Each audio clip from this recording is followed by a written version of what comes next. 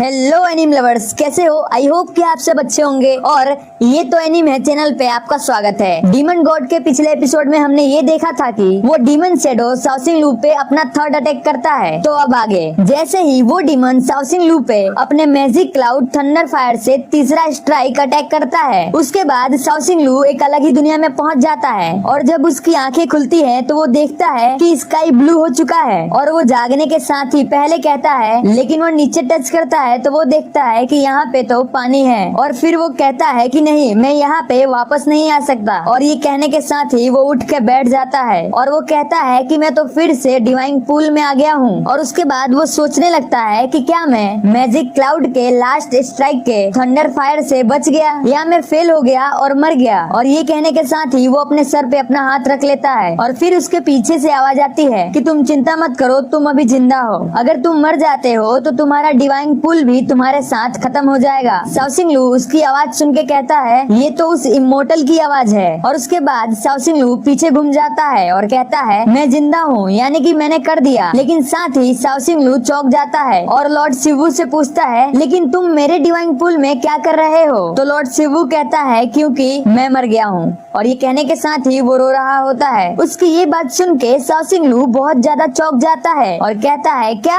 आखिर हुआ क्या? वो थंडर फायर तो मुझ पे गिर रहा था, लेकिन तुम कैसे मारे गए? तो लॉर्ड शिवू उसे बताता है कि मैं तुम दोनों को जब वहाँ से खड़ा देख रहा था कि उस मैजिक क्लाउड के थंडर फायर का लास्ट स्ट्राइक बहुत ही ताकतवर होगा और शायद तुम उसके आगे खड़े नहीं रह पाओगे। इसीलिए मैंने अपने फ्रोस्टी टेक्निक का इस्तेमाल करके एक मिस्टीरियस शील्ड बनाई, क्योंकि मुझे तुम्हारी सेफ्टी की चिंता हो रही थी। इसीलिए मैंने अपना लास्ट साइकिक पावर इस्तेमाल किया, जिसका नाम मिस्ट्री आइस शील्ड था। और मैंने अपना शील्ड बना के उस थंडर फायर के आगे कर दिया। लेकिन उसके तुरंत बाद ही मेरे पीछे अचानक से कोई आ गया और उसने मुझे एक जोर का किक मारा। और जो मैंने मिस्ट्री आइस शील्ड बनाई थी वो थंडर फायर के आगे टिक नहीं पाई और वो टूट गई। और जिसने मुझे लात मारा था, जिसकी वजह से वो थंडर फायर आके मुझ पे ही गिर गया। लेकिन मैं मरना नहीं चाहता था।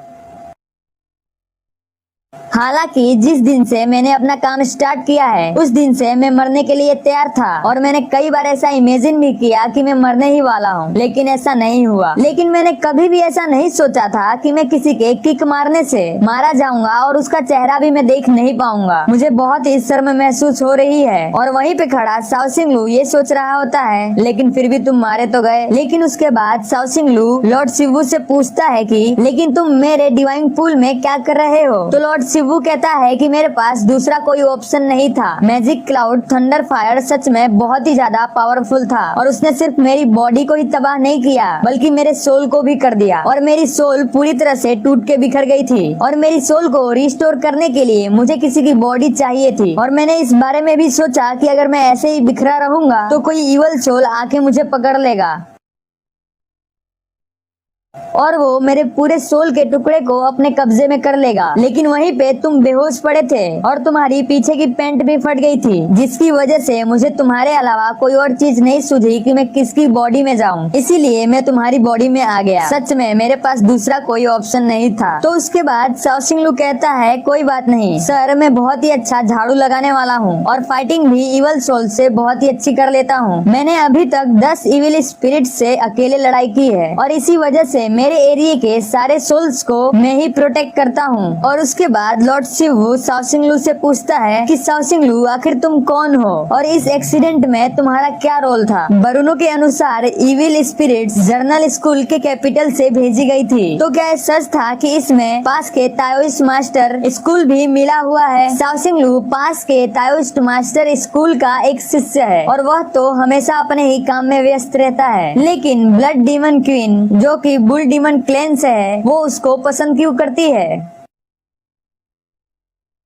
लेकिन डीमन किंग इसे इसलिए मारना चाहता है क्योंकि वो इसकी बेटी से शादी ना कर ले। क्या बस ये इतनी सिंपल सी बात थी? और उसके बाद लॉर्ड शिवू मन में ये भी सोच रहा होता है कि अगर मुझे इसके बारे में पूरी जानकारी चाहिए तो मुझे इसके लिए इन्वेस्टिगेशन करना होगा। लेकिन मुझे यहाँ रुकने के लिए एक स्ट्रॉन्ग रीजन भी बताना पड़ेगा। उसके बाद लॉर्ड शिवू शाओसिंग लू से कहता है, मिस्टर लू, मैं आपसे एक रिक्वेस्ट करना चाहता हूँ। तो शाओसिंग लू थोड़ा सा शर्माते हुए कहता है कि तुम मुझे शाओसिंग बुला सकते हो। उसके बाद लॉर्ड शिवू कहता है कि शाओसिंग, मुझे लगता है कि तुम मुझे बदलोगे। मैं गॉड कांस्टेबल डिपार्टमेंट का शिवू। साओसिंगलू लॉर्ड शिवू का नाम सुन के थोड़ा सा चौंक जाता है और मन में सोचता है, ये कैसा नाम है, ये तो एक फिश का नाम है। इस प्रकार की मछली अंडा देती है और जब गर्मी होती है तब इस प्रकार की मछलियाँ नदी में घूमती हैं। और यहाँ पे हमें बताया जाता है कि द गॉड कांस्टेबल डिपार्टमेंट कानूनी डिपार्टमेंट है और वो भी पैराडाइज यानी स्वर्ग का। इन लोगों की जिम्मेदारी है जेल,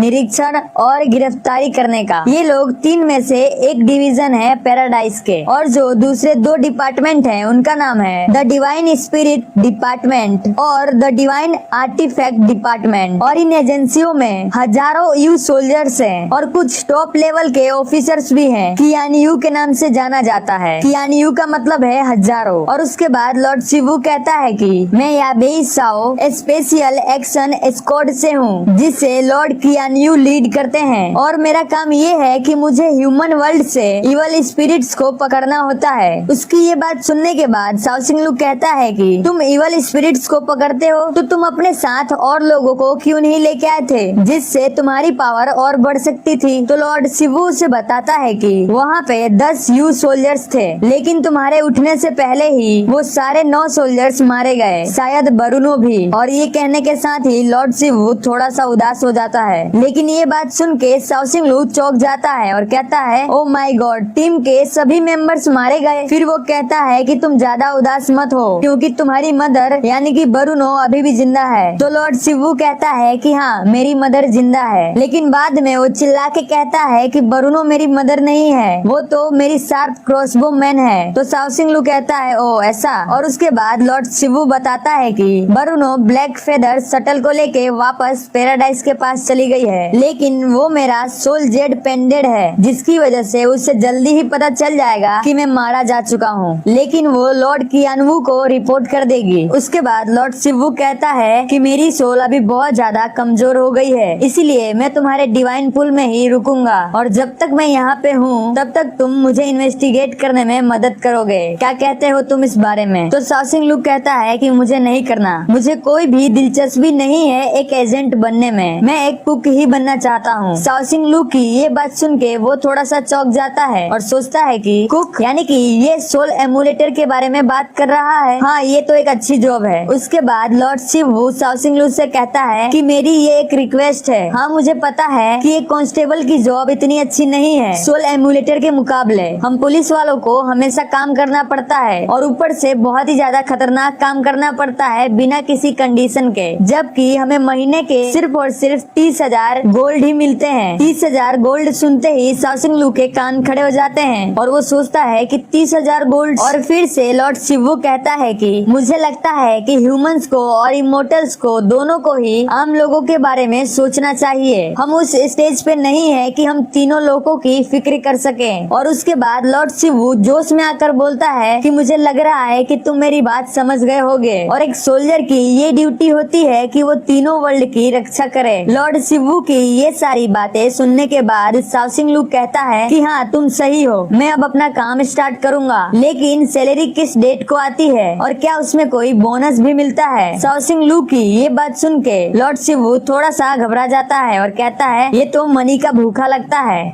और लॉर्ड शिवू ये भी सोच रहा होता है कि मुझे लगता है कि इसको सिर्फ अपने सैलरी की पड़ी है, क्या सोल एमुलेटर अमीर नहीं होते? दोस्तों, यहाँ पे याबेई साओ यानी कि लॉर्ड शिवू ये नहीं जानता कि उसके सामने जो खड़ा है वो एक सोल एमुलेटर है और उसने सभी सोल एमुलेटिंग फूड को खा लिया है जिसे उसने खुद ही बनाया था। और ये लड़का तीनों ही दुनिया में सबसे गरीब सोल एमुलेटर है। लेकिन वहीं पे खड़ा साओसिंगलू अपने मन में सैलरी को कन्वर्ट कर रहा होता है। वो सोच रहा होता है कि मेरी ट्यूशन की फीस तो 3,000 सिल्वर कॉइन्स है और वो भी पूरे साल की, और मैं हर रोज का 5 सिल्वर कॉइन झाड़ू लगा के कमा पाता हूँ और 10 सिल्वर कॉइन बराबर 1 गोल्ड कॉइन होता है, यानी कि 3,000 गोल्ड कॉइन बराबर 30,000 सिल्वर कॉइन्स। और उसके बाद वो ये भी सोच रहा होता है कि मैं अपने ट्यूशन की फीस पूरे साल झाड़ू लगा के भी नहीं कमा पाता हूँ, लेकिन अगर मैंने शिवू की जगह पे 1 महीने काम किया तो मैं सिर्फ 1 महीने में ही 10 साल की ट्यूशन फीस इकट्ठा कर लूंगा। लॉर्ड शिबू कहता है कि एक बार तुम्हें तुम्हारे इक्विपमेंट्स मिल जाएंगे, तुम्हारा सबसे पहला ये काम होगा कि तुम उस आदमी को खोजो जिसने मुझे किक मारी थी, और मुझे ऐसा लगता है कि वो आदमी तुम्हारे ताओइस्ट मास्टर स्कूल का ही है। डीमन गॉड के इस एपिसोड में यहीं तक। आगे के एपिसोड देखने के लिए चैनल को सब्सक्राइब और वीडियो को लाइक जरूर कर देना।